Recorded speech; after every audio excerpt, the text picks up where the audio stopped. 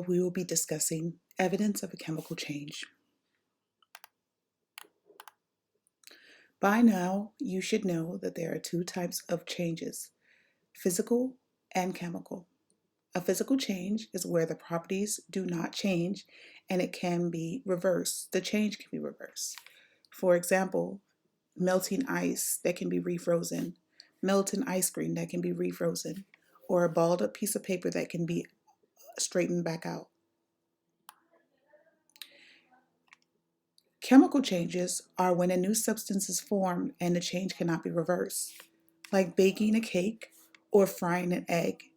You can't go back and get your batter back from the cake, and you cannot go back to get the unfried egg. Signs of a chemical change.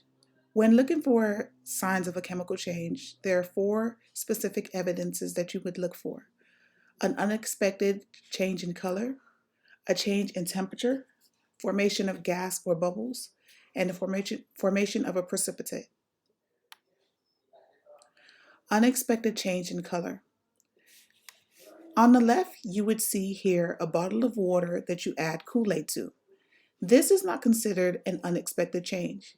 If you add red Kool-Aid to a bottle of water, you're going to expect for it to turn red. This is not an example of a chemical change. This is a physical change. What we're referring to when we talk about a chemical change is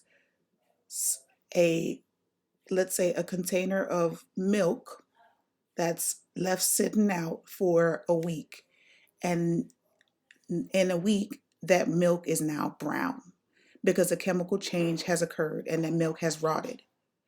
So let's say you have some milk and you leave it out even in the sun. Let's say you leave some milk out in the sun for 5 hours. When you come back, that milk is no longer going to be white. It's going to be thick and yellow because a chemical change has occurred. That's an example of a chemical change.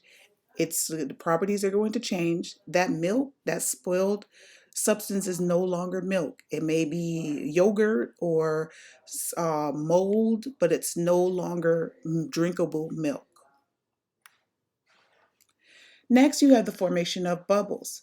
And you've seen this many times when you've seen vinegar and baking soda put together. It forms a bubbly formation.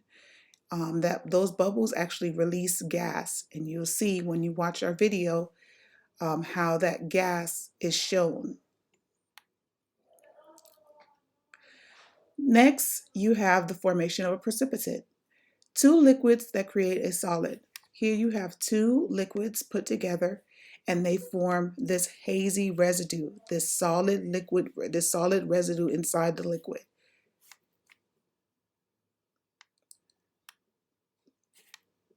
Next, we have a temperature change. And a temperature change it can go up or it can go down. It can increase or it can decrease. Please make sure that you watch each video attached to the slides for further clarification.